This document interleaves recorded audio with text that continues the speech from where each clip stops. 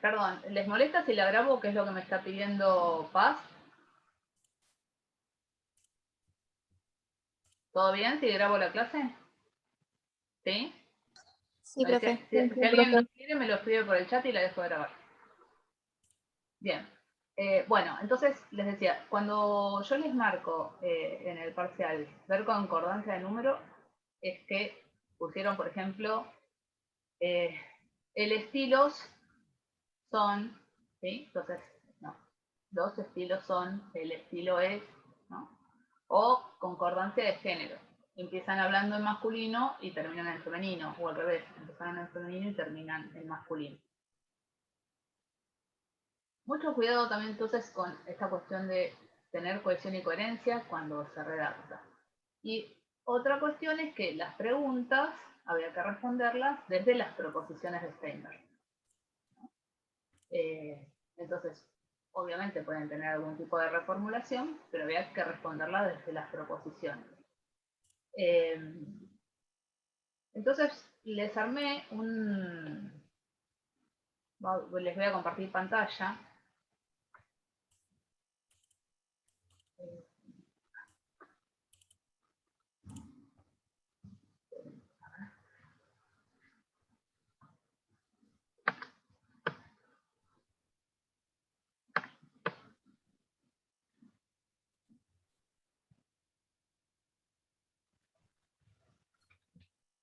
Díganme si se ve. Sí, profe. ¿Sí? Sí.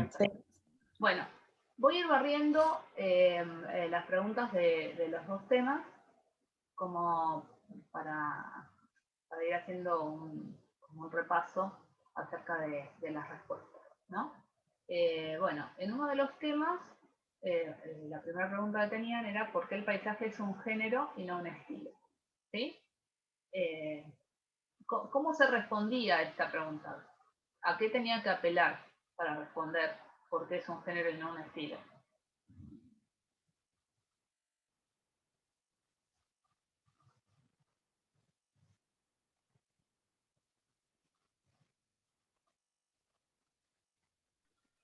A diferenciar las diferencias entre género y estilo y compararlo con el paisaje. Compararlo con, ¿qué no te di? Apelar a las diferencias entre género y estilo, eso está muy bien, y compararlo con...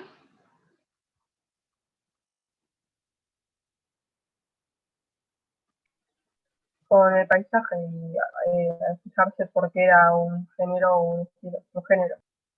Ok, bien. Pero si yo, como género, el paisaje, ¿con qué lo compararía?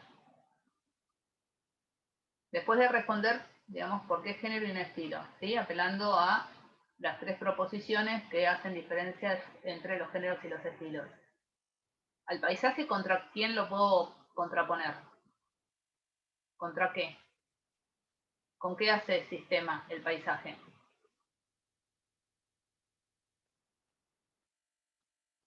¿Se acuerdan la proposición que los géneros hacen sistema en sincronía, los estilos en diacronía?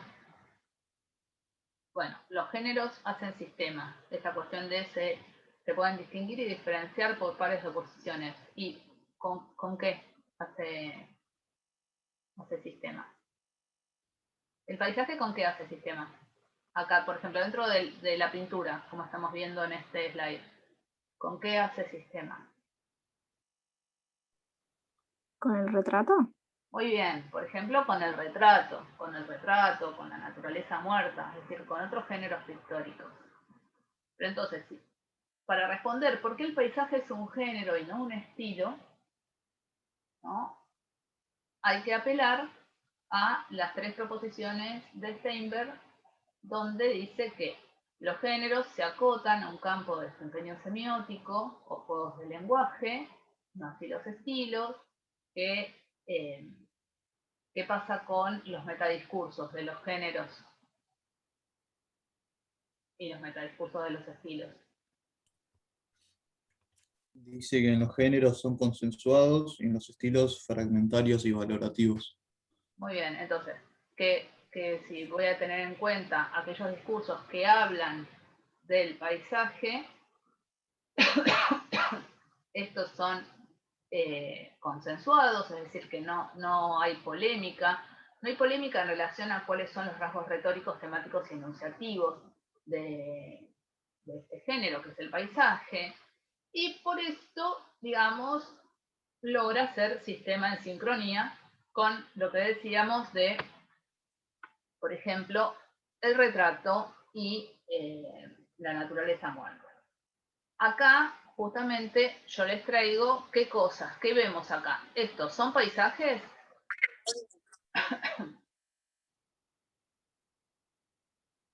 Sí, bien. Pero que son paisajes de distintos estilos, ¿sí? Por ejemplo, tengo acá un paisaje impresionista de Claude Monet, tengo el de Paul Signac, que es un paisaje puntillista, tengo un paisaje fauvista de Matisse, tengo un paisaje surrealista, tengo un paisaje cubista. Y otra cosa interesante es que dentro de ese paisaje es cierto que siempre se privilegia temáticamente los elementos de la naturaleza, pero podemos tener paisajes de la naturaleza, pero también tenemos paisajes urbanos, por ejemplo. ¿Sí? Bien. Entonces, acá hay algo interesante que yo se lo marqué a Victoria, ¿no? Que hizo muy buen parcial. Que es muy interesante esta cosa. Ella en un momento pone que el paisaje es un transgénero, y es verdad, porque puede, digamos, estar en distintos lenguajes, y, o sea, por ejemplo, también tenemos paisajes fotográficos, ¿no? Pero lo que yo le marcaba a ella es que Marita Soto, en uno de los teóricos, en una de las respuestas a preguntas, no me acuerdo si fue en un teórico o en una respuesta a una pregunta, les cuenta un poco que en realidad el paisaje nace como un estilo de una determinada pintura que luego se asienta como género, ¿no? Al principio fue un estilo de como que estaba ese telón de fondo que empezó a cobrar más protagonismo, donde eran pinturas donde prevalecían ciertos personajes, ¿no? Pero luego ese telón de fondo es lo que pasa a tener protagonismo y se conforma en un género. Logra consolidar sus metadiscursos y hacer sistema en sincronía con, por ejemplo, lo que decíamos de la pintura de bodegón, la naturaleza muerta, el desnudo, el retrato. Entonces, ¿por qué es un género y no un estilo? Hoy lo vamos a contestar desde esas tres proposiciones de Steinberg. ¿Por qué? Se acota un campo de desempeño semiótico porque sus metadiscursos no son polémicos, digamos, hay un acuerdo sobre cuáles son esos rasgos retóricos, temáticos y enunciativos que conforman a este género del paisaje, y logra hacer sistema en sincronía. Hay algo interesante también en esto de decir, bueno, pero es un transgénero, entonces esta cosa de se acota a un campo de desempeño semiótico, ¿no? O juegos de lenguaje, pero lo podemos encontrar en la pintura, lo podemos encontrar en la fotografía, por ejemplo. Entonces, hay algo interesante ahí también de rescatar, que es que Steinberg, cuando trabaja esto, es que se acota a un cierto campo de desempeño semiótico, que un campo de desempeño semiótico tiene que ver con un territorio de sentido, ¿no? O juegos de lenguaje, y en esta cuestión de acotarse a un determinado territorio de sentido, está hablando como de un ajuste, digamos, de convocar siempre ciertos temas. En este caso tiene que ver con esto de la preponderancia de la naturaleza, que puede ser en un campo o puede ser en lo urbano, en la ciudad, ¿no? Cuando yo voy pasando por las preguntas, ¿tienen alguna duda o algo? Interrúmpanme, porque estoy compartiendo la pantalla, entonces a lo mejor no los veo, o levanten la mano, ¿sí? Pero lo que pasa es que no los puedo ver a todos, así que si quieren, directamente me interrumpen, ¿ok? ¿Con esta está claro? Porque es un género en un estilo y cómo lo respondemos.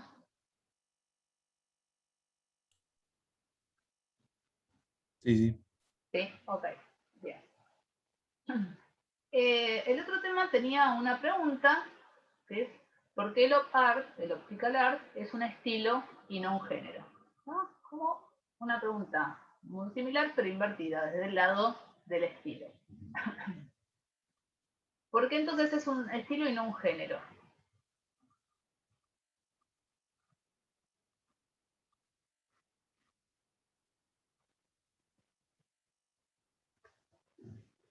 ¿A qué había que apelar para responder esto?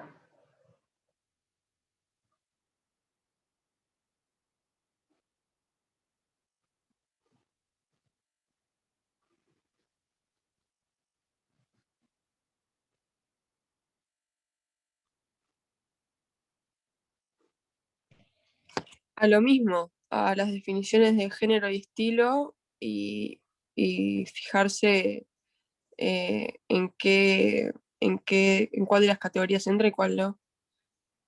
Ok, bien, entonces, atendiendo a las definiciones de género y estilo y volviendo a estas tres proposiciones que hablan de si se acota o no a un campo de desempeño semiótico, cómo es el comportamiento metadiscursivo en relación con el op-art. En este caso, lo que nos vamos a fijar es cómo es ese comportamiento metadiscursivo en el inicio y apogeo de ese estilo, ¿sí? Estamos hablando de la década del 60, y cómo hace sistemas. Entonces, en este caso, lo que vamos a encontrar es que el optical art, que es algo que vimos además en las clases y que yo les subí algunas imágenes donde, por ejemplo, se veían cuestiones de indumentaria con mucho color y que luego fue virando esta cosa más del blanco y negro. Pero acá, por ejemplo, tenemos también una obra pictórica de Vasarely que está hecha en colores, ¿no? Y Vasarely trabaja mucho con distintos colores. Pero bueno, esta cuestión de que Locke trabaja con la ilusión óptica, con la cuestión geométrica y ver esta cosa de, bueno, ¿se acota un solo campo de desempeño semiótico o juegos de lenguaje? No. Bueno, acá vemos que atraviesa varios, ¿no? Acá tenemos la cuestión de la ropa, ¿no? Todo lo que es indumentaria, pero acá, justo en esta imagen, lo que podemos ver es que el piso también está trabajado desde Locke, ¿no? Entonces, acá, por ejemplo, lo vemos en el empapelado. Entonces tenemos la indumentaria, la decoración, la pintura, ¿no? Atraviesa distintos campos de desempeño semiótico. En el momento de inicio del optical art, convive con el pop art y habíamos visto que no estaban tan claras cuáles eran las características temáticas, retóricas y enunciativas de cada uno de ellos, sino que lo que pasaba es que los metadiscursos de ese momento eran polémicos. Con el paso del tiempo, esos metadiscursos se consolidan, se estabilizan, y entonces el op-art puede hacer sistema contra, digamos, contra, ¿no? Entre comillas, oponiéndose al pop art que convivieron en ese momento, y hoy podemos distinguir cuáles son los rasgos retóricos del Locke, cuáles son los del pop, cuáles son los temáticos, cuáles son los enunciativos, ¿sí? De cada uno de ellos. Porque hace el sistema en diacronía, ¿no? Bien, eran como unas preguntas en espejo. Después tenían una pregunta que ponía sobre la mesa el tema de diferenciar dos géneros, ¿no? En un caso tenían que diferenciar el género de la comedia del policial dentro del lenguaje fílmico, y en el otro era, dentro del lenguaje televisivo, diferenciar el telenoticiero de reality show. Bien. Para responder esto, ¿a qué había que apelar? A los rasgos. A los rasgos. Bien, ¿a qué rasgos?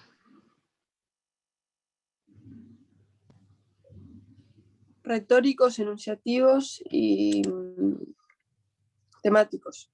Bien. A los rasgos retóricos, temáticos y enunciativos. ¿Por qué? Porque la definición de Steinberg lo que dice es que a través de los rasgos retóricos, temáticos y enunciativos podemos diferenciar, digamos, un género de otro género. Lo que él dice es no hay rasgos retóricos, temáticos y enunciativos que nos permitan diferenciar al género del estilo, pero esos rasgos lo que sí nos permiten es diferenciar a un género de otro género y a un estilo de otro estilo. ¿Ok? Bueno, entonces, esta respuesta estaba completa si era algo que yo además mandé en el audio. Sí, cuando empiezo a responder lo que hago es, primero, ¿no? Justamente enunciar esta proposición, ¿no? Que las diferencias, para poder diferenciar un género de otro género, voy a tener que recurrir a la descripción de las características retóricas, temáticas y enunciativas. Y que por rasgos retóricos Steinberg entiende por temáticos se entiende esto otro, por enunciativos se entiende esto otro, ¿no? Y después empezar a decir, bueno, en el caso de la comedia, los rasgos retóricos son estos, los temáticos son estos, los enunciativos son estos. En el policial, estos, ¿sí? Lo mismo en el caso del telenoticiero y el reality. Lo que pasa es que hubo un par de casos donde no explicitaron a qué se referían con rasgos retóricos, temáticos y enunciativos, pero lo que también ocurrió es que algunos ponían cuáles eran los rasgos retóricos, temáticos y enunciativos desde su definición, pero después no los discriminaban a la hora de responder, bueno, cuáles son los que corresponden a la comedia, cuáles son los que corresponden al policial, o cuáles son los del telenoticiero y cuáles son los del reality show. Entonces quedaba todo como empastado, es decir, no se sabía en qué estaban entendiendo por los rasgos retóricos de cada uno de esos géneros, o los temáticos, o los enunciativos. Cuando yo también les había dicho que, especialmente cuando uno hace un barrido de rasgos retóricos, tiene que tratar, ¿no?, de ser muy descriptivo con estos rasgos, pero además enumerar unos cuantos rasgos, porque si no siempre nos quedamos como muy cortos, ¿no?, si decimos solo dos. Y algo que pasó también es que en general la definición de los rasgos enunciativos era correcta, es decir, ponían que es la escena comunicacional propuesta por el texto, que está compuesta por un enunciador y un enunciatario que no son necesariamente personalizables y que no son en modo alguno los reales, ¿no? Más palabras más, palabras menos, casi todos respondieron esto. Pero luego, cuando iban, digamos, a la ejemplificación al interior de cada uno de estos géneros, muchos de ustedes terminaban poniendo como figuras al autor o al receptor real. Y eso lo tienen marcado. Y de eso es lo que hay que despegar, ¿no? No se trata de quién está viendo efectivamente esa comedia, o si se está riendo o no se está riendo, o quién está mirando el reality, sino cuál es la figura que se construye. Por eso yo les había dicho que en esta instancia, como sabemos que es algo que cuesta mucho y es algo que vamos a seguir trabajando y lo vamos a trabajar especialmente ahora en el trabajo práctico, no hace falta que pusieran cuáles eran esas figuras, sino solamente mencionar qué tipo de pacto enunciativo es el que se propone, ¿no? En la Perdone, profe, un vínculo ¿puedo hacer una asimétrico o pregunta? simétrico. ¿Sí? Profesora, ¿puedo hacer una pregunta? En ese caso del rasgo enunciativo, ¿podría dar un ejemplo? Porque no me quedó muy claro a la hora de hacer el parcial, qué es exactamente lo que buscaba que pongamos en los rasgos enunciativos. Y, o sea, sé que el texto como que crea una figura, no es el autor en sí, no es la persona que lo está viendo en sí, solamente se crea como una figura, digamos, pero no sabía exactamente cómo explicar eso. Así que si podría dar un ejemplo, por ejemplo, en el caso del género de la comedia, para saber un poco más y tenerlo más claro. Sí, no sé quién me está hablando. Ah, yo, Maricielo. Ah, bueno. Maricielo, pantalla negra. Maricielo, lo que yo les decía es que no era necesario en esta instancia del parcial que me pusieran, digamos, yo no era que esperaba que en la comedia me pusieran, por ejemplo, que el enunciador es un bufón, por ejemplo, ¿no? Que podría ser, el enunciador se constituye como un bufón que interpela a una figura, digamos, que tiene deseos de entretenerse. No esperaba eso, porque es distinto decir, es un bufón como figura, bufón es un payaso, ¿no? Un bufón que decir, bueno, es alguien que tiene la intención de hacer reír al otro. Sí, bueno, si decimos un payaso, no sé si tiene la intención o no tiene, tal vez es su trabajo. No nos fijamos como las intenciones. Por eso, Maricelo, en este caso, lo que yo les había dicho, que lo que tenían que hacer era, si no me sale pensar cuál es esa figura, más allá de quién es efectivamente el que la está emitiendo, eso no sería el enunciador, ver, bueno, hay un vínculo que se propone entre enunciador y enunciatario, que nosotros acá habíamos ejemplificado con la clase como un vínculo que habitualmente se postula como asimétrico, ¿no? Como que hay un enunciador que tiene un saber que le habla a un enunciatario que parece no tenerlo, ¿no? Como que hay una diferencia ahí, entonces por eso se habla de un vínculo asimétrico, con otros que tienen un vínculo simétrico en ese pacto enunciativo. Entonces, si vos me preguntás en la comedia yo creo que hay un pacto de complicidad en ese sentido, de complicidad en estos términos, para poder, digamos, llevar adelante el género de la comedia, tiene que haber un compartir el código del chiste, porque si no se cae.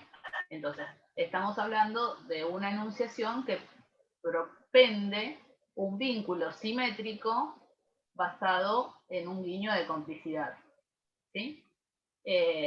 Y para ir a la otra pregunta, en el telenoticiero muchas veces se propende, digamos, un vínculo que es asimétrico en términos de que hay alguien, un dador de información, alguien deseoso de esa información. ¿Sí? ¿Se entiende, Maricielo? Entonces, en el caso de la comedia sería un vínculo simétrico, porque eso no me queda claro todavía. ¿Y qué es lo que no queda claro? ¿Por qué no sería O sea, simétrico? es simétrico. Pregunto, ¿por qué sería simétrico? Porque, o en el caso de que sea simétrico es porque uno está brindando una información que el otro quiere saber. ¿A eso se refiere? No, porque en la comedia no es que se está brindando una información Sí, por eso, entonces eso sería asimétrico. asimétrico, O claro, que me estoy sería como el caso confundiendo. del Ah, ok. telenoticiero. El telenoticiero Claro, igual es... entonces. Sí, dale. No, sí, sí, sí. Dime. Perdón. No, es que iba a decir otra cosa, pero está bien, le iba a explicar ahora. Ah, espera que no te escuché, ¿cómo? Que iba a decir otra cosa, pero justamente lo estaba a punto de explicar ahora. No, que lo que yo te iba a decir es que cuando yo digo simétrico es que hay una cierta complicidad en ese pacto. Es decir, hay una comedia.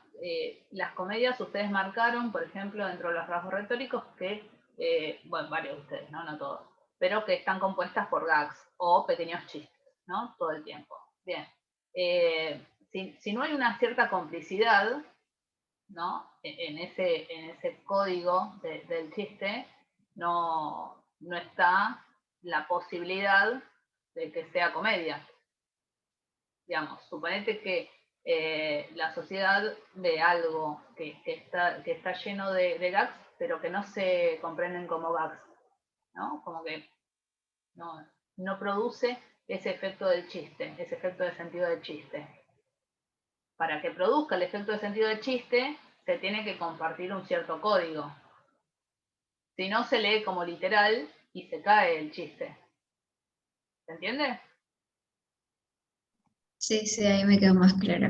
¿Sí? Gracias. No, Sí, de sí. nada. Los demás, ¿esto está claro? Ahí alguien por el chat lo explicó bastante bien. ¿Cómo? ¿De alguien? Que alguien en el chat lo explicó bastante bien, o por lo menos yo lo entendí. A ver. Miren, a ver si puedo ver el chat.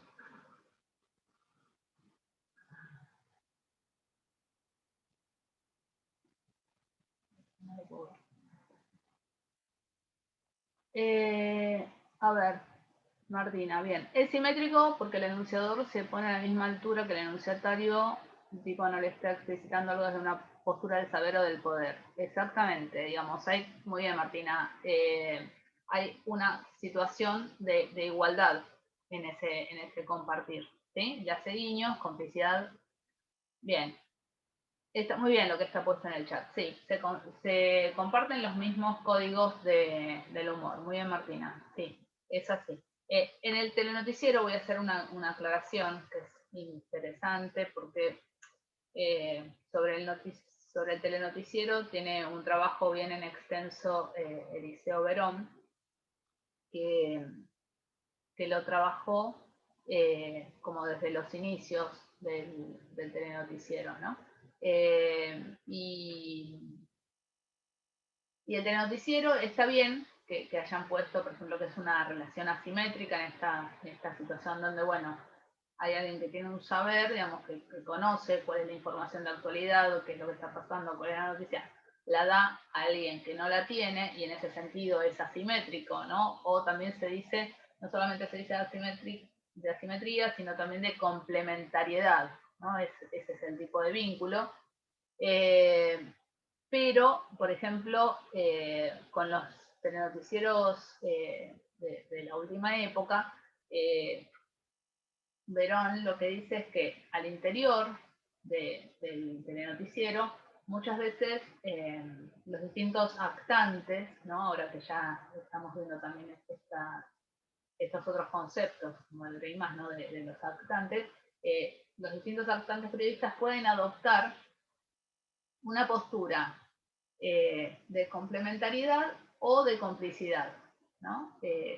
Lo que señala es que muchas veces los conductores principales, ¿no? del noticiero juegan una posición enunciativa como de ciudadano medio. Entonces son los que emiten opinión como de la media sobre lo que está ocurriendo, o se ponen como en el lugar de estar enterándose de la noticia a la par que el enunciatario construido, ¿no? Esta cosa de están en el piso, pasan al móvil y el móvil cuenta, bueno, en este momento estamos en la posta de vacunación de San Lorenzo y están entrando muy emocionados una pareja de abuelos de 80 años que vienen muy ilusionados a vacunarse, se han vestido especialmente para esta ocasión, entonces, bueno, van al piso y a lo mejor la conductora o el conductor se muestra consternado, emocionado, y dice, ¿qué momento cómo le estamos esperando, cómo nos viene bien en este momento, un poco de esperanza, ¿no? ¿Les suena esto como algo posible, como algo que hayan visto en algún momento? Sí, entonces, ¿qué hace en ese momento? Bueno, como que el telenoticiero pasa de una escena de complementariedad, donde te está bajando la noticia, digamos, pero a la vez hay una cuestión de simetría en esta cuestión de, bueno, la emoción, el decir algo que podría decir un ciudadano medio respecto de esta situación. ¿Se entiende? Pero en esta instancia, poner que en el telenoticiero propone un pacto de complementariedad o asimétrico está perfecto. Pero esto se los digo para que vean que en general toda la vida discursiva siempre es muy compleja, no es que es, bueno, A, B, C, ¿no? Lo importante es que podamos ir discriminando y que podamos ir, digamos, sosteniendo y justificando por qué decimos una cosa y no otra. en relación con lo que estamos analizando. Profe, cuando decís relación de complementariedad, ¿eso refiere a que es asimétrico? Sí. ¿O qué sí. sería? Refiere sí, a que es ¿le dice así asimétrico, también? Romina, porque es algo que complementa a otro. Es algo que completa a otro, en ese sentido de complementariedad, ¿no? Es algo que complementa, que completa, que brinda Perfecto. a otro. Por eso es asimétrico. Bien, Gracias. después teníamos estas dos obras, cada uno de los temas, y la pregunta era si estas obras pertenecían al mismo estilo, ¿no? Bueno, en líneas generales casi todos contestaron de manera correcta que no pertenecen al mismo estilo, ¿no? En este caso, uno de los temas donde estaba la raya verde de Matisse y Cabeza de Mujer de Petrucci, contestaron bien en relación con la raya verde como un estilo fauvista y el cubismo que se evidencia en esta obra de Petrucci. Petrucci fue además acá en Argentina considerado el primer cubista. Algunas cuestiones en relación con esto. Bueno, si tenían que responder esto, ¿desde dónde lo respondían? Aparte de Google.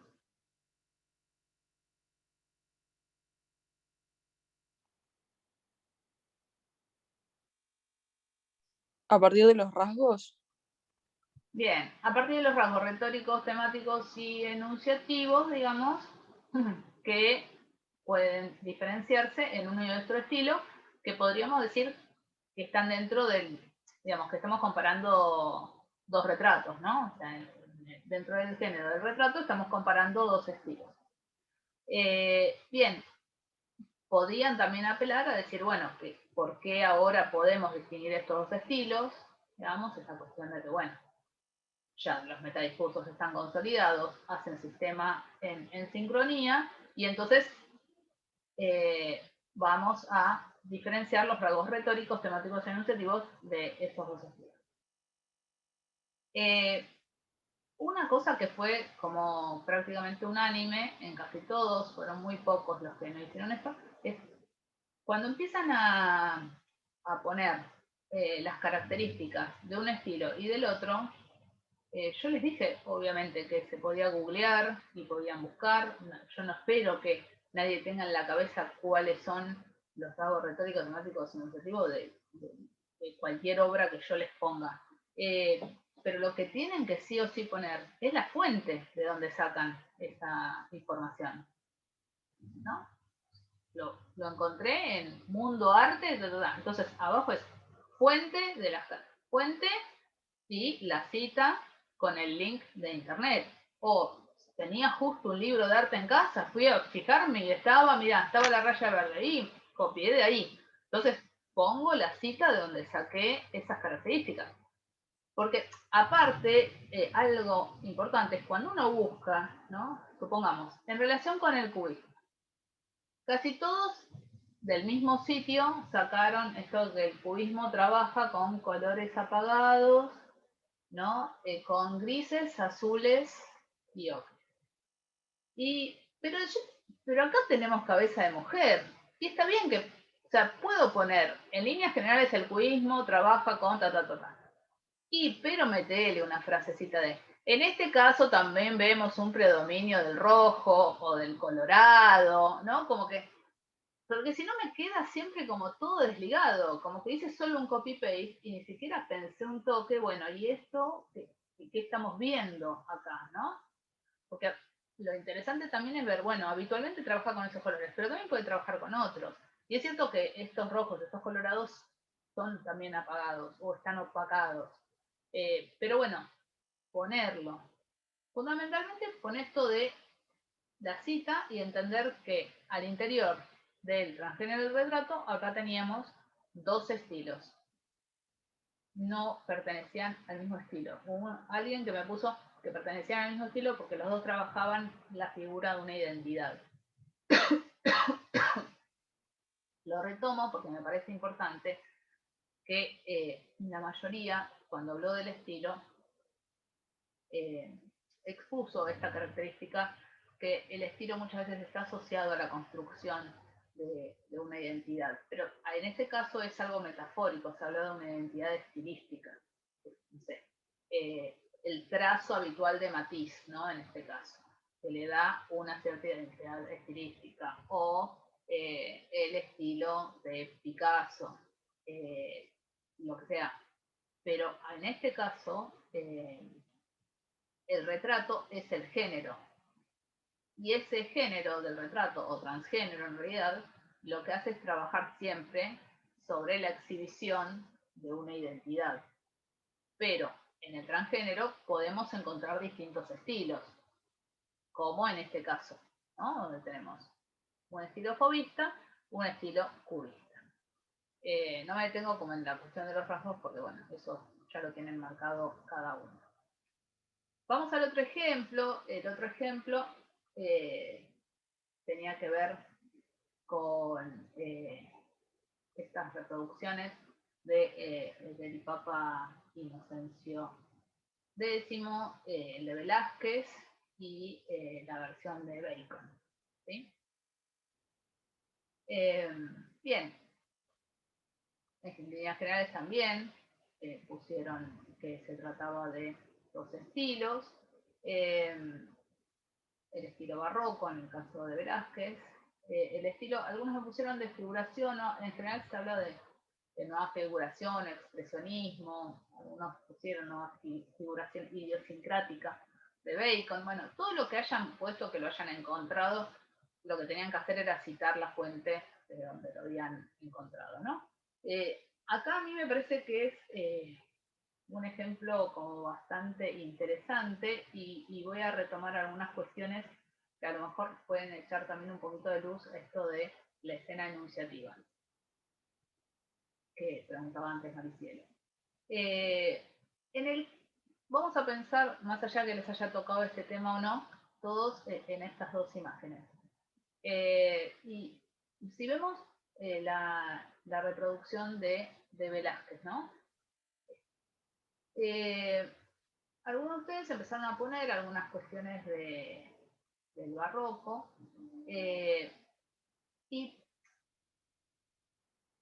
hubo quienes pusieron algo así como que en la descripción de lo retórico está este rostro que expresa cierta rigidez, pero después también pusieron que por la gama de colores, por la interpelación de los ojos, se promovía una cierta cercanía, y muchos remarcaron también esta cosa de estar sentado en un trono, que lo voy a dejar como trono, no importa. Entonces, si agarro todo eso que fueron estos tres digamos, características o brevísimas descripciones de esta reproducción, ¿no? Que aparte, una de las cosas más interesantes de este cuadro es cómo trabaja Velázquez la gama de los rojos, ¿no? Como esta cuestión de el fondo es también colorado, el tapizado de la silla es colorado, pero cómo gana toda esta luz sobre el manto y el gorro papal, ¿no? Cómo trabaja toda esta cuestión de luces y sombras, pero con lo anterior, que fue como lo que más apareció, la cuestión de el gesto del rostro, como un gesto duro, hierático, rígido, pero a la vez que después en lo enunciativo me ponían hay un pacto de cercanía, ¿no? ¿Hay un pacto de cercanía acá? En esta obra, ¿podemos pensar que hay un pacto de cercanía?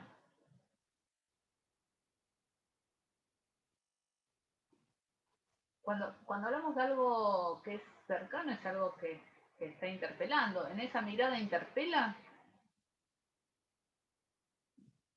Ahora no están en pacto, pueden decir lo que quieran. Yo había puesto en el mío que daba como una actitud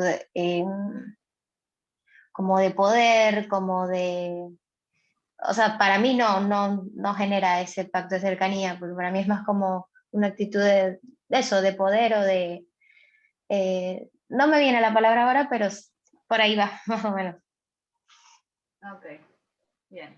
Bueno, en esto, digamos, por la posición, dónde está sentado, la vestimenta, ese rostro así severo, el pacto no parece ser de cercanía, más allá de que a veces el barroco trabaje con ciertos elementos que, digamos, que proyectan una cercanía. Acá hay más un pacto como de distancia, de marcar un poco esto que dice Alejandra de una figura de poder, digamos, que está mirando, que prácticamente acá parecería una figura que juzga, ¿sí? Como enunciativamente parece el juez. ¿Es un juez el Papa? No, o podemos decir a veces tiene cosas, pero ¿es realmente un juez? No, el juez es otro, pero es la figura que construye, ¿no? A eso tenemos que ir llegando. Bueno, ¿qué figura se construye? ¿Qué figura? ¿Es un payaso, es un juez, es un amigo, es un maestro? ¿Qué es lo que se está construyendo acá? Vamos a la de Bacon, ¿sí? ¿Qué pasa con esta figura en Bacon? Primero, acá en la de Velázquez, ¿no? Hay como un predominio de ciertos rasgos, vamos a llamarlos como realistas, donde se podría, digamos, decir que es icónico, en tanto que esta imagen probablemente tenga similaridad con el referente, ¿no? El referente es efectivamente el Papa. ¿En esta qué pasa? En la de Bacon.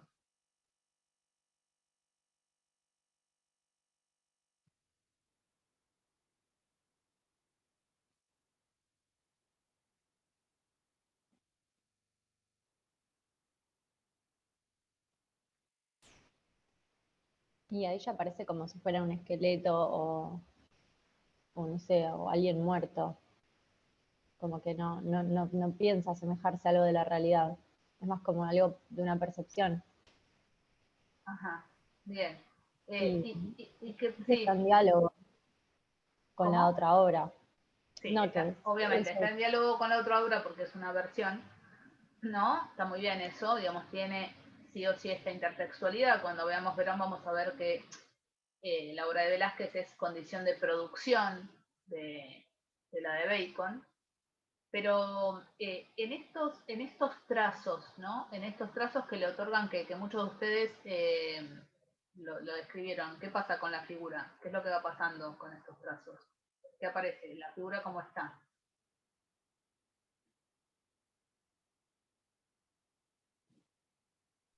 Escondida. No, escondida no está. ¿Cómo está? como si se desintegrara o estirada, Muy bien, se va está para estirada, arriba. está deformada, ¿no? No hay como una cierta deformación. Eh, Acá, ¿qué pasa? Por ejemplo, podríamos decir que este cuadro tiene algún sonido o produce un efecto de sentido de algún sonido. Como que grita. En el de Bacon como que grita, bien. En cambio, si voy al de Velázquez, me parece que no vuela ni una mosca, ¿no? Se miran así, ni una palabrita. Acá, ¿qué pasa? Acá está como, si tuviera que ponerlo también con una cosa, ¿no les hace acordar al grito de Munch?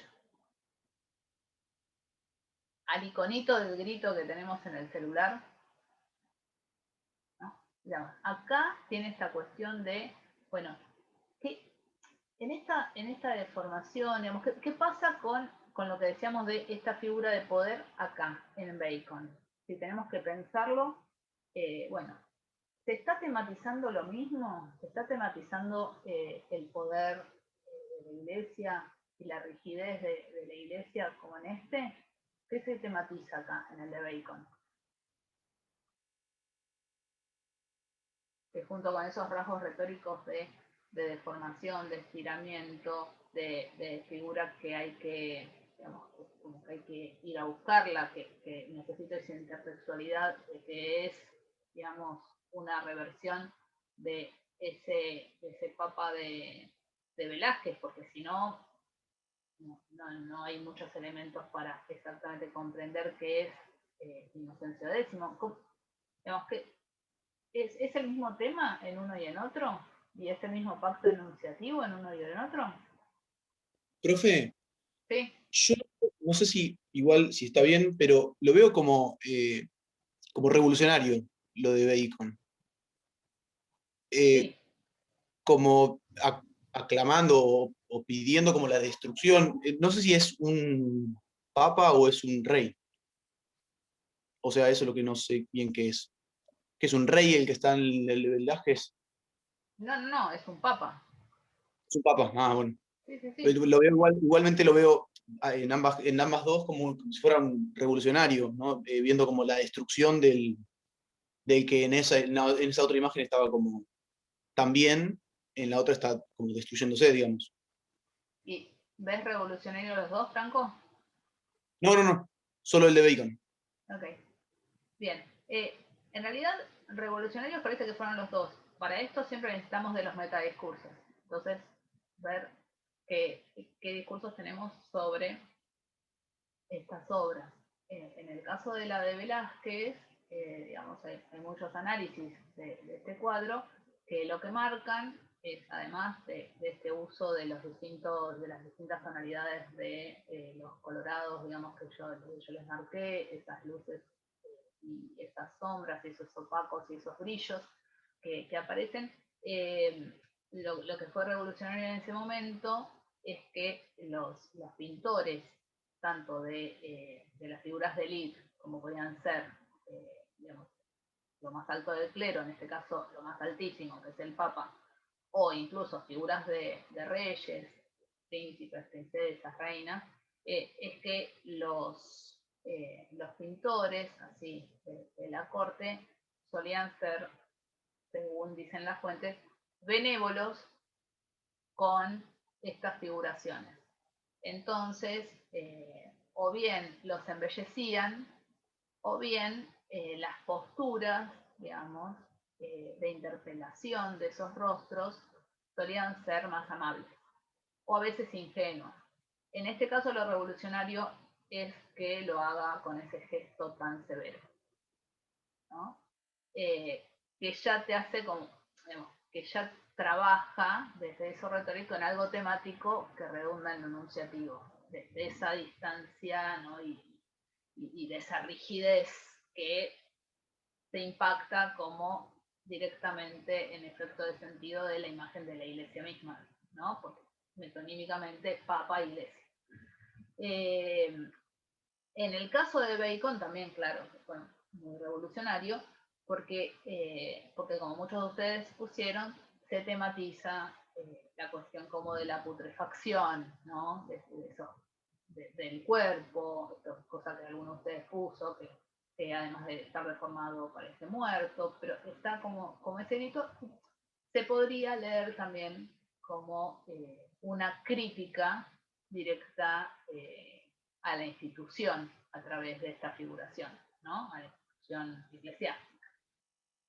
Entonces, lo interesante es que si acá dijimos que había como una distancia, entonces podríamos pensar como en un vínculo más asimétrico, en el caso de Bacon hay como una cierta complicidad, ¿no? Porque para entender el cuadro de Bacon hay que conocer que existe el de Velázquez, y entonces se comprende ese sentido de putrefacción, de desintegración, ¿no? de grito. Entonces, en este caso, en el de Bacon, se puede apostar como una escena enunciativa de complicidad. ¿Se entiende? ¿Sí? Bien. Bueno,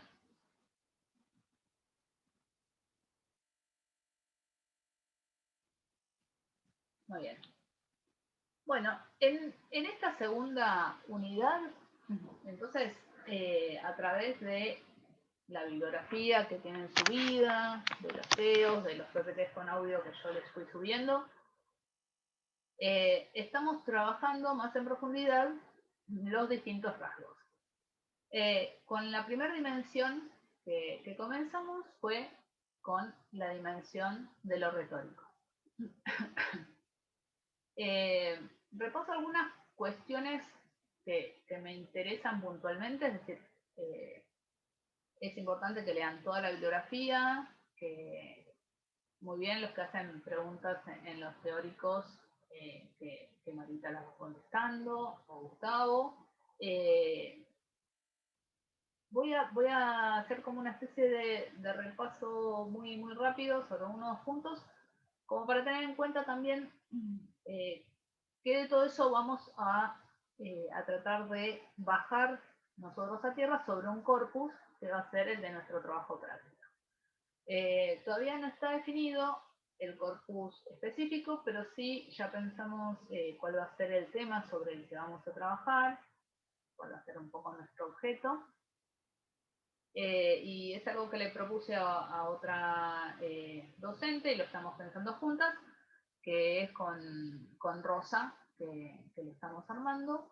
Y lo que yo le propuse a ella fue que buscáramos algún corpus visual o audiovisual que tuviera que ver con lo que podríamos llamar nuevas discursividades y también nuevas discursividades que apuntan a la construcción de nuevas sensibilidades en relación con las visitas a espacios de arte, ¿no? Como pueden ser museos o galerías o fundaciones de arte, en este momento donde lo que les ocurre a estas instituciones es que están cerradas. Entonces, me pareció interesante que nosotros tratemos de ver, bueno, qué estrategias discursivas se ponen entonces en marcha cuando el museo no puede recibir a sus visitantes, para que puedan ver las obras, para que puedan recorrer las instalaciones, ¿no? ¿Qué pasa? ¿Qué efectos, ¿no?, trae esta cuestión de la pandemia y también en esos recorridos, ¿no?, de la distancia social, de todo eso, cómo impacta en estas discursividades? Entonces, bueno, estamos viendo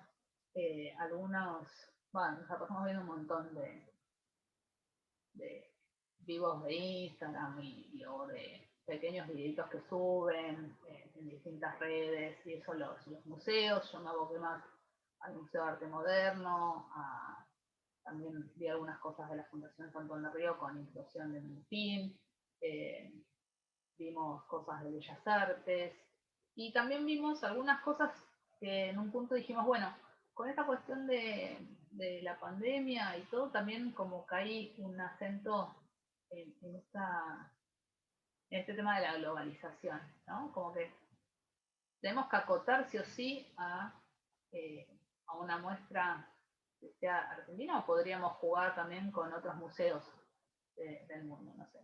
Podríamos poner algo de Reina Sofía, de España, o del Thyssen, o de qué, ¿no? Entonces estamos buscando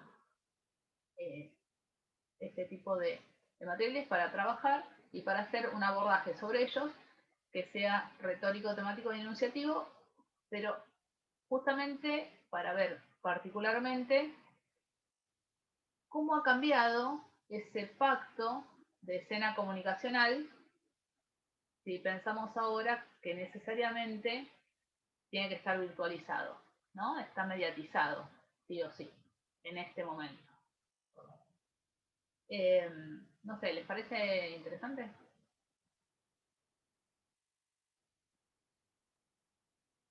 Digo, para salir un poco no sé, como para tener un toque de glamour dentro de todo esto y meternos por lo menos con las obras de arte y los museos y ver cuáles son sus estrategias. Hace poco también vi un vivo cuando fue el Día de los Museos, la Semana de los Museos, pero uno de los días fue como particular, donde varias de las directoras, digo directoras porque justo vi un par eran directoras mujeres, eh, como la directora del Museo Moderno de Buenos Aires, y sé que también la directora, por ejemplo, de Reina Sofía, que es Ana Longoni, están como muy abocados en esta cuestión de revisar cuáles son las herramientas y las estrategias que tienen que empezar a utilizar para estas nuevas visitas y cómo se van a poder implementar, ¿no?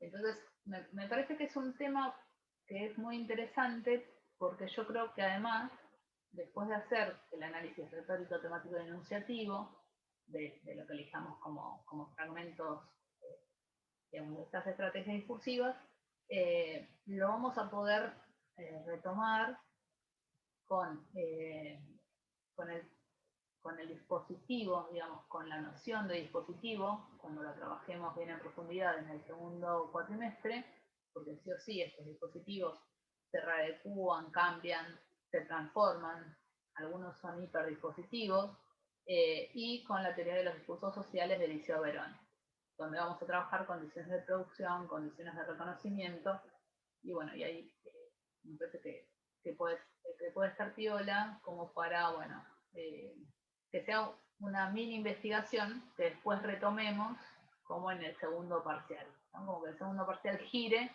sobre los resultados de este trabajo práctico, pero poniendo el acento en ese segundo parcial en dispositivo y en la teoría de los discursos sociales.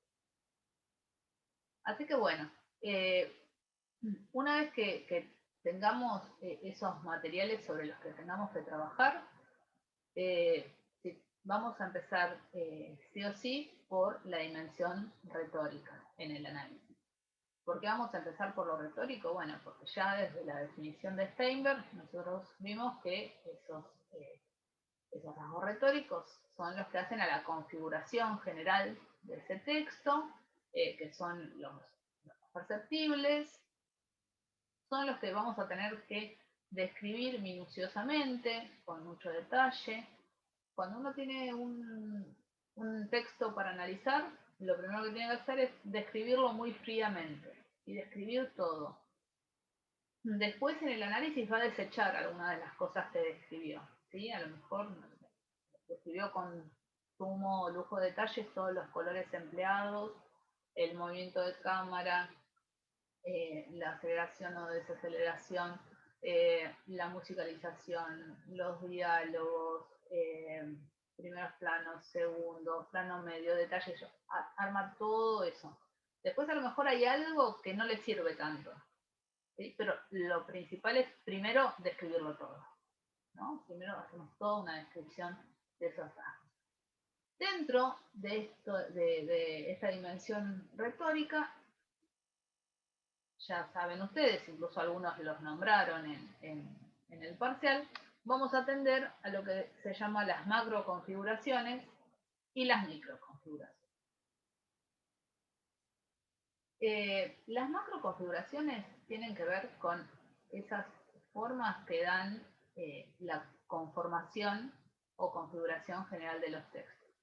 Y ahí lo que trabajamos habitualmente es, bueno, en estos textos lo que prima, lo que predomina, ¿no? Lo que tiene preeminencia, es del orden de lo descriptivo. Hay una mostración, una enumeración, como un listar de acciones. Sí, Martina. Profe, perdón, pero te quería Dale. preguntar, porque yo en el parcial puse, cuando describí los rasgos retóricos, lo que generaba en el espectador. Y vos ahí me habías puesto que no era necesario poner eso. O sea, no ponemos en lo retórico lo que genera, o lo que yo supongo que genera. No, digamos, voy a hacer una aclaración. En general, nosotros no podemos saber lo que genera en el espectador. Para saber lo que genera en el espectador, No, supongamos que estemos hablando, no sé, de una comedia o lo que sea, que puede ser lo que genera la risa en el espectador. No sé, para eso yo tendría que hacer una encuesta, sea, no sé, la hago en Twitter, la hago en Instagram, en Facebook, en lo que sea, o la hago, si pudiéramos, si no estuviéramos en pandemia presencial, no sé, hago entrevistas en profundidad, hago focus, hago encuestas, y entonces paso el estímulo, ¿no? de un fragmento de esta comedia y ahí veo si se ríe o no se ríe. Entonces, genera la risa y yo qué sé, capaz que la genera, capaz que no. ¿No? Capaz que me mirá. ¿Sí? Y no se rió. Entonces, lo que nosotros hacemos es postular potenciales efectos de sentido. Entonces, tiende a producir, digamos, risa. Bueno, ok. Pero eso es algo que se retoma de lo retórico para trabajar en lo enunciativo. Por eso no es como, no atiende, lo que es importante de esto de lo retórico, lo temático y lo enunciativo es que muchas veces es como el mismo fragmento textual, pero depende ese fragmento textual, la pregunta que le hago para saber si la estoy trabajando desde el descriptor retórico, desde el temático o desde el enunciativo. Todo lo que tenga que ver con lo que hace a la figuración, a la mostración de ese texto, va a ser retórico. Todo lo que hace a lo que, de qué está hablando este texto, va a ser temático. Y todo lo que hace a qué tipo de pacto está proponiendo, qué forma de interpelación está proponiendo, va a ser enunciativo. Y a lo mejor es el Está bien. mismo fragmento. ¿Sí? Perfecto, gracias. No, de nada. Bien, entonces, las macroconfiguraciones, si nosotros tenemos que analizar un determinado fragmento, lo que vamos a ver entonces siempre es qué es lo que predomina. Entonces, predomina la descripción o predomina la narración, ¿no? Dentro de la narración podemos encontrar un relato en este texto. Este texto es más de índole argumentativo. Bueno, esas son como las macro configuraciones, ¿no? Generales. Y después lo que vamos a hacer es observar lo que se llaman las microconfiguraciones. Las microconfiguraciones son retorizaciones más puntuales que tienen que ver específicamente con lo que llamamos metábolas o figuras retóricas. Esto es como todo lo que vamos a abordar dentro de lo que es lo retórico. En relación con las macroconfiguraciones, por ejemplo, al interior de lo que son lo que Darío Steinberg llama procederes narrativos, podemos encontrar puntualmente algo que nosotros hemos trabajado muchas veces, que es el relato, ¿no? Porque el relato es una forma de la narración que está muy presente y de manera extendidísima en nuestra cultura.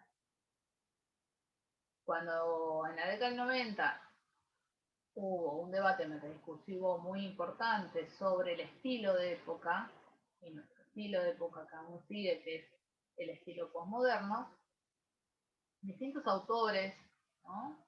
Trabajaron sobre este estilo, como, no sé, Lyotard, Oyer, Omar Calabrese.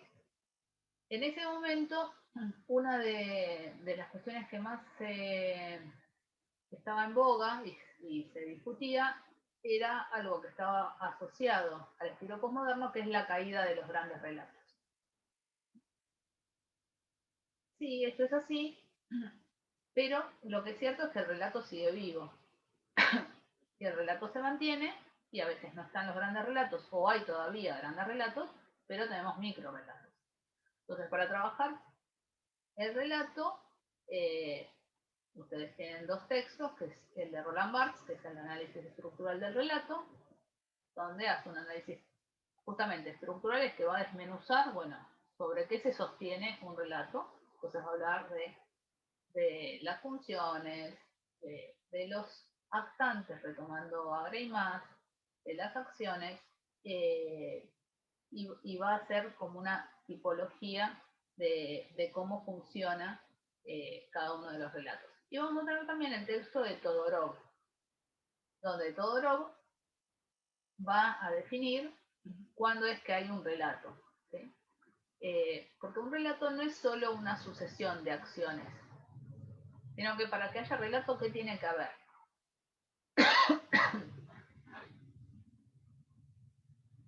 ¿Alguien sabe?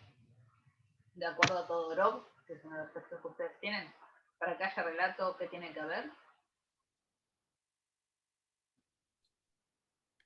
Sucesión y transformación, ¿puede ser? Muy bien, muy bien.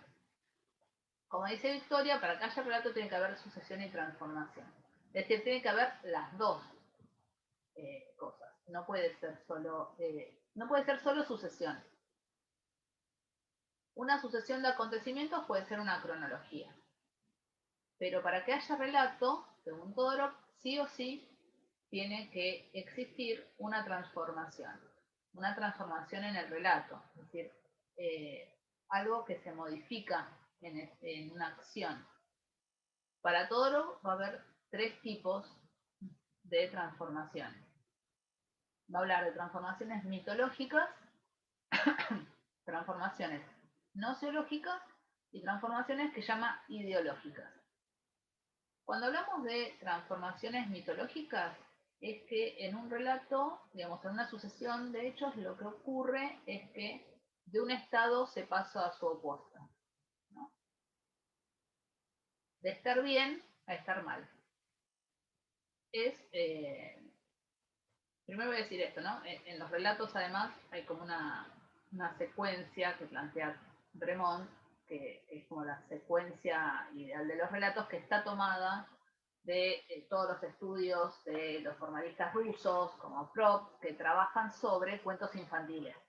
Los cuentos infantiles, en general, cumplen, ¿no? Los cuentos infantiles tradicionales cumplen con esta secuencia, que en un relato suele haber una instancia de equilibrio inicial, ¿no? Después hay una instancia de degradación de ese equilibrio, hay algo que pasa, que rompe, empieza a romper, ¿no? A desgarrar esa situación de equilibrio inicial. Hay una tercera instancia que es el desequilibrio comprobado, cayó el asunto.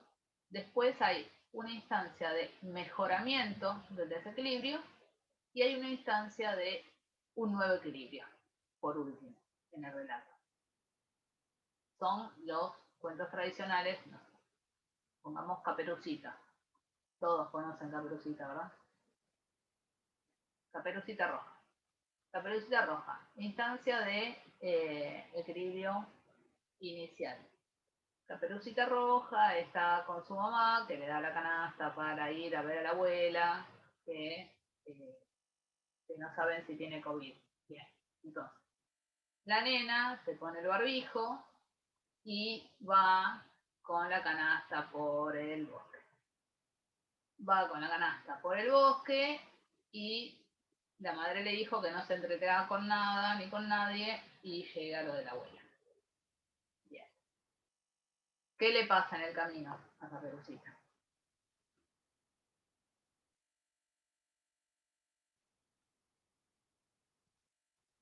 Se encuentra con el lobo. Se encuentra con el lobo, se saca el barbijo y está a menos de 2 metros de distancia. ¿Qué tenemos?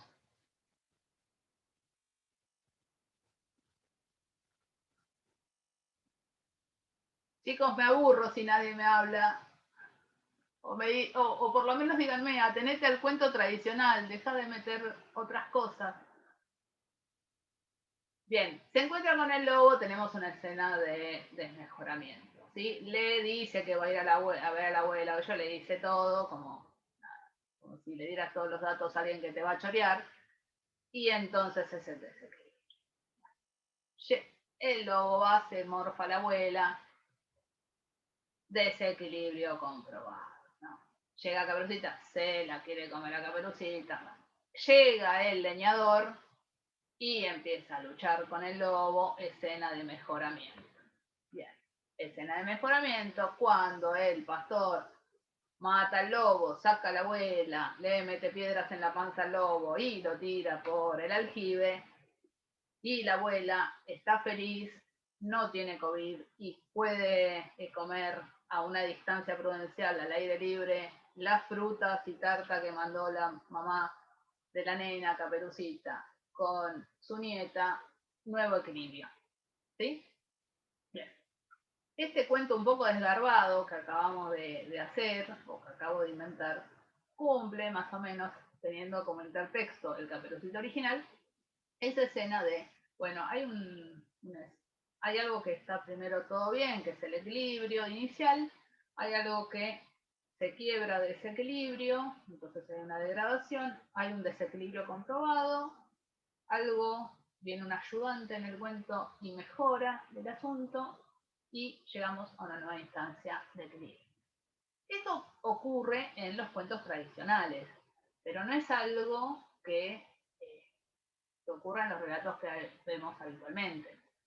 En general, no sé, uno arranca y ves un policial y suele empezar desde el desequilibrio comprobado, ¿no? Empezamos como desde el asesinato. Y hay que empezar a ver, bueno, cuál era el equilibrio anterior, cómo va a ser ese mejoramiento, a qué nuevo equilibrio vamos a llegar. Estamos acostumbrados ahora a no respetar toda esa secuencia que es la propia de un relato de cuento infantil. Volviendo entonces, esto es como las secuencias que se plantean en los relatos tradicionales, pero volviendo a Todorov, lo que me parece muy importante que tengan en cuenta son esas transformaciones de las que hablan. Entonces, una transformación mitológica es esta donde se pasa, en la acción se pasa de un estado al opuesto. De no tener a tener, ¿no? De estar muerto a estar vivo, esa cosa de ficción que se puede resucitar. En los tres chanchitos, de tener la casa a no tenerla, porque el lobo la volteó, ¿no? Con el soplo la destruyó. Entonces siempre se pasa como de un A a un B, ¿no? Que es el opuesto. Siempre el lobo pobre es el malo de los relatos, salvo que en el caso, por ejemplo, de Caperucita hay uno de los cuentos que es Caperucita vista desde el punto de vista del lobo, donde en realidad lo que se cuenta ahí es que Caperucita, cuando agarra las flores, las corta y todo, lo que hace es romper con el equilibrio ecológico, ¿no? Donde aparece como el lobo, en realidad como víctima de Caperucita. Bien, esas son las mitológicas. Después, Todorov habla de otras transformaciones a las que llama nociológicas, G-N-O-S-E-O, gnoseológicas, que tienen que ver con el conocimiento, con el saber. El relato avanza a medida que se conoce, que se sabe. Ustedes me dirán, bueno, todos los relatos son así. Bueno, sí. Pero en estos, lo que pasa es que se avanza en relación con esas pistas. Es el caso habitual de los relatos de suspenso, policiales, ¿no? Donde, bueno, a través de las pistas que va resolviendo el detective, va avanzando el relato. Se conoce algo, entonces se modifica, cambia, así va girando ese cuento, por ejemplo. Y las últimas se llaman transformaciones ideológicas. Las transformaciones ideológicas tienen que ver con la ruptura de la lógica del relato, de la lógica que se venía teniendo de ese relato, ¿no? Es importante como destrabar la noción de ideológico en el sentido que no estamos pensando en relatos que están proponiendo como posiciones políticas en ese sentido, ¿no? Cuando Todorov habla de transformación ideológica es que sucede una acción en ese relato que hace que o haya un cambio de género en el relato o que lo que pasa es que todo lo anterior de ese relato cobra un segundo sentido. Pierde el primer sentido y cobra un sentido que le hace cambiar la lógica, ¿no? Un ejemplo de esto puede ser Nueve Reinas. ¿Vieron Nueve Reinas? Con Darín y Gastón Paul. Bueno, voy a dar dos ejemplos, espero que la otra película sí se la hayan visto. En el caso de Nueve Reinas, para aquellos que no la vieron, se la spoileo, toda la, digamos, gran parte del film trata sobre un personaje que es el de Ricardo Darín, que no me acuerdo los nombres de ficción, ¿no? Así que voy a decir los nombres de los actores. Darín es un estafador, digamos, senior, que se encuentra con Gastón Paul. Gastón Paul quiere hacer una pequeña estafa con dinero a una cajera de una estación de servicio y le sale mal, lo salva Darín haciendo la estafa bien, entonces salen y empiezan a ser como socios, pero Gastón Paul siempre como en un lugar de muy segundón, de no saber, de ingenuo, y Darín el canchero argento más argento del mundo mundial, que se la sabe toda. Bueno, llega un momento donde están con una estafa muy grande, sobre unas estampillas de las Nueve Reinas que salen en una bolsa, etc. Bueno, la cuestión es que a lo largo de la película, lo que pasa es que ya casi llegando al final, lo que ocurre es que el que está siendo estafado es Darín, por Gastón Paul, que está armando, digamos, todo este simulacro de ingenuidad y que tiene un montón de cómplices a lo largo del film que le hacen creer a Darín que él es el vivo, que va a poder llevar adelante la estafa y en realidad termina siendo engañado. Entonces, cuando, digamos, se devela en el relato que Gastón Paul tiene todos esos cómplices, digamos, a la hermana de él, a la que está vendiendo las estampillas, digamos, a un montón de personajes, ahí todo lo anterior, digamos, cobra un sentido segundo. Incluso la primera escena, no es que Gastón Paul no sabe hacer la estafa, está actuando que no la sabe hacer para que el otro caiga. Entonces todo lo anterior se revé. Sexto Sentido, ¿la vieron? Con Bruce Willis. Hay un montón de memes ahora con el nenito de esa película, que son geniales. De Veo Gente Muerta. Bueno, en esa película de Bruce Willis, es buenísima, aunque se los spoileé, es buenísima para ver, cualquiera de las dos. Bruce Willis es un psicoanalista súper respetado que sufre un atentado y queda grave, luego se recupera y empieza de a poco a retomar su trabajo. Y uno de los primeros casos que toma es el de un niño que tiene un problema que dice ver gente muerta. Entonces empieza a tratar a la criatura. Entonces trata a la criatura, habla con la madre, lo acompaña, ¿no? Muy bien trabajado toda la cuestión de, digamos, de la angustia del chico y cómo él trata de salvarlo, al mismo tiempo que él empieza a tener problemas con su pareja, el analista. Bueno, ya casi finalizando la película, lo que ocurre es que en un momento Bruce Willis se da cuenta que está muerto. Cuando se da cuenta que está muerto, digamos, todo lo anterior cobra otro sentido. Digamos, si todo el tiempo era tratar de curarle el trauma al chico porque ve gente muerta, pero resulta que el protagonista está muerto, por eso el pibe lo ve, ¿no? Cobra todo, se resignifica todo el film, ¿sí? Toda la lógica que venía sucediendo cambia. ¿Se entiende? Esas son las que se llaman transformaciones ideológicas. Entonces, cuando en un relato hay una transformación ideológica, no importa si hasta ese momento venían predominando las nociológicas o las mitológicas.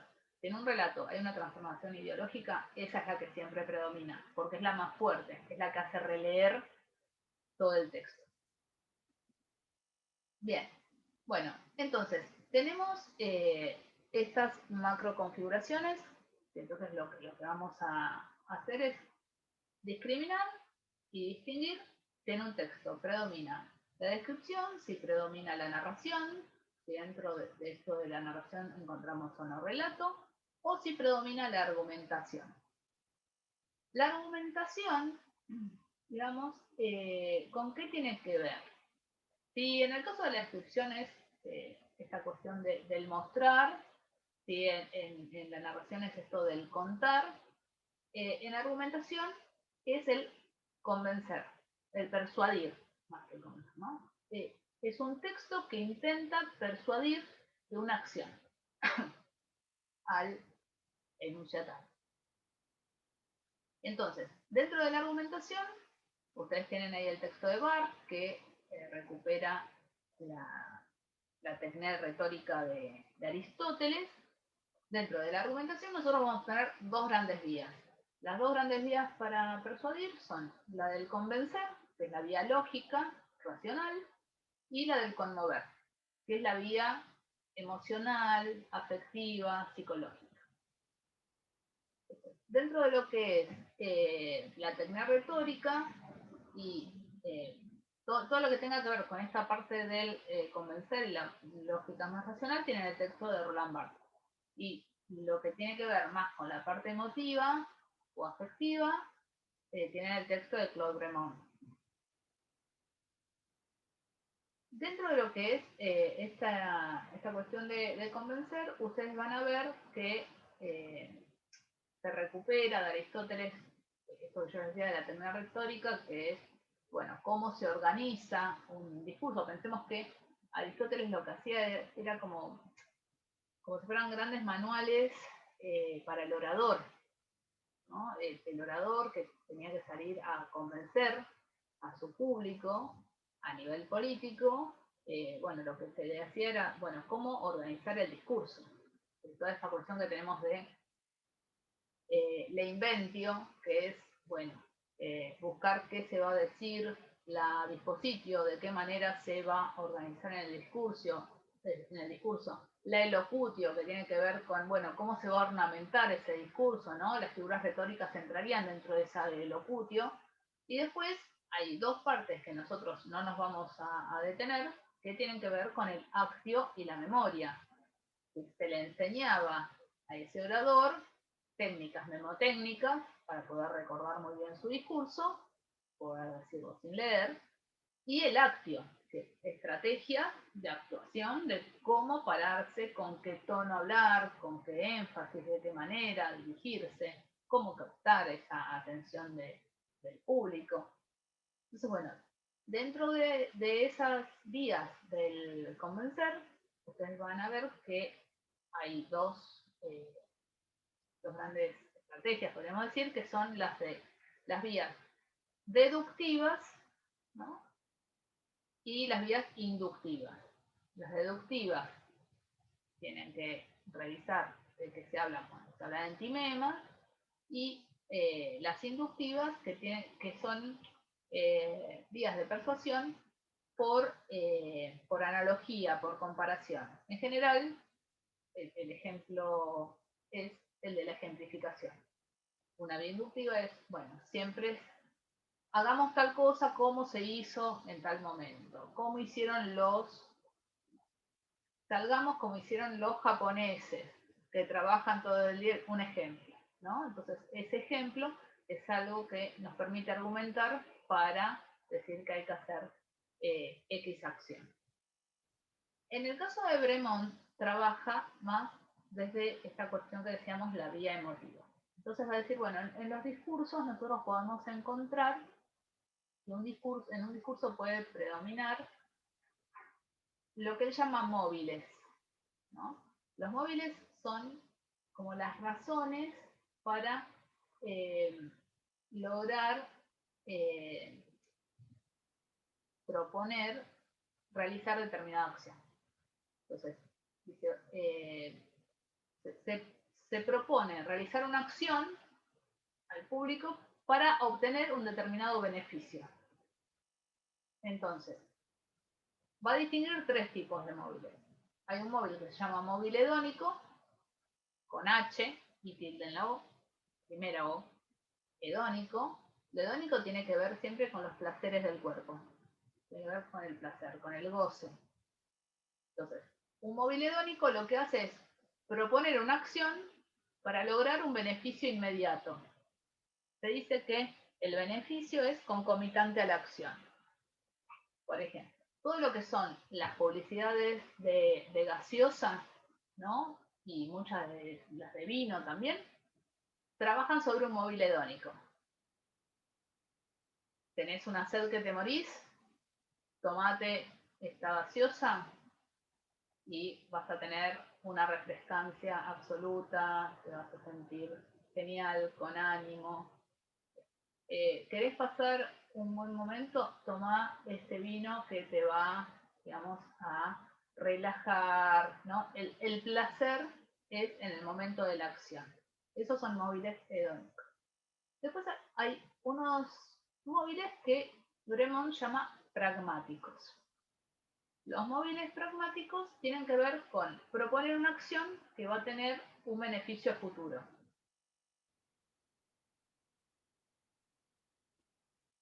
¿A alguien se le ocurre algún discurso que trabaje sobre un móvil pragmático?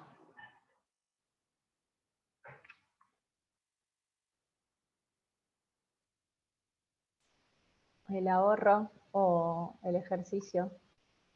Muy bien, ¿el ahorro o el ejercicio? A ver, el ahorro, ¿por qué sería? ¿Por qué decís uno y otro? Dale, así no hablo solo yo.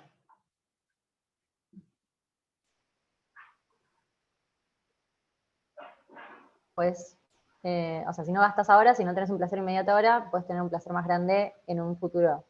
Y el ejercicio, porque si entrenás o vas al gimnasio, lo que sea, después puedes tener el cuerpo que deseas tener. Y es a futuro. Muy bien, muy bien, Martina. Sí, ahorrá porque entonces te vas a poder, ya no les voy a decir te vas a poder comprar la casa, ese era un discurso hace mucho. Ahorrá porque entonces te vas a poder comprar un mejor celular. No sé. Ahorrá porque entonces te vas a poder comprar una mejor compu o vas a poder viajar, si en algún momento vas a volver a viajar, ¿no? Entonces, ahora implica un sacrificio que después va a tener una retribución, pero es posterior esa retribución a la acción que estoy desplegando. En el caso de los gimnasios me parece interesante de hacer el ejercicio, porque yo creo que en el último tiempo hay como también todo un discurso de, hay un cierto placer, ¿no? En el hacer el ejercicio, ¿no? Entonces, bueno, no te quedes en tu casa, salí a correr que después como que tengas endorfinas y entonces te sentís bien. Bueno, alguien no siempre, pero durante mucho tiempo ese discurso del hacer ejercicio es como dice Martina, de hacer ejercicio, que es como también todas las publicidades de dietas, ¿no? No comas ahora para tener el cuerpo, etc. Todas las publicidades de crema anti-age. Bueno, ponete la crema ahora para no tener la cara arrugada, ¿no? Dilatar ese efecto. Todas las propagandas de las vacunas, ¿no? Ponete la vacuna para no tener la enfermedad o para tratar de evitar tenerla. Así es el móvil pragmático. Y el último que menciona es el móvil ético. El móvil ético refiere a realizar una acción no por un beneficio que voy a tener en este momento, ni por un beneficio que voy a tener en el futuro, sino que tengo que realizarla por un beneficio que ya recibí en el pasado. Por eso se llama ético. Es un deber moral al que se apela. Son los discursos muchas veces que hacen los líderes cuando hay una guerra. Entonces llaman a los ciudadanos a la lucha, a la guerra, por el deber moral de defender la patria. Entonces, el beneficio que se recibió es ser ciudadano de ese país. Entonces, la defensa de la patria es un deber ético. no es que voy a tener un beneficio yendo a la guerra, me pueden matar yendo a la guerra, pero es un deber, porque el beneficio ya lo tuve, es el que me dieran la ciudadanía de ese país. Muchos discursos ecologistas también trabajan sobre el móvil ético. No sigamos corrompiendo el planeta, reciclemos, no tiremos aerosoles, porque recibimos un planeta en buen estado y lo estamos destruyendo, ¿no? Como que ese es el discurso. Entonces, hay un móvil que es el que se llama móvil ético. Y bueno, y les propongo que vean el cuadro que propone Bremont sobre lo que él llama, que cruza estos móviles con características de los influenciadores, ¿no? Entonces van a ver que habla de un influenciador incitante o un influenciador aconsejador o desaconsejador. En ese sentido, me gustaría que lo vieran porque ese cuadro que plantea Bremont es muy útil para pensar enunciación también, porque ya nos está dando como distintas figuras enunciativas que no tienen que ver con el emisor real ni con el receptor real, ¿sí? Sino que son esas figuras creadas por los textos.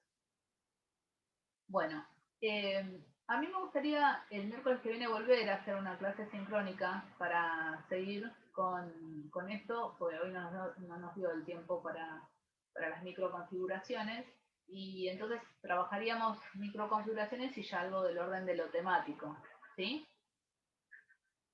¿Les parece? Bueno, entonces no sé si me van a poder prestar este Zoom, pero si no me lo pueden prestar, uso el mío y en todo caso si se nos corta nos volvemos a conectar. ¿Ok?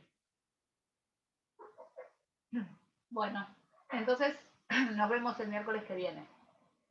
Que estén bien. Dale, profe, muchas gracias. Chao, Nos vemos. Chao. Dale, profe. Muchas gracias. Gracias, chao. Chao, hasta luego. Hasta luego.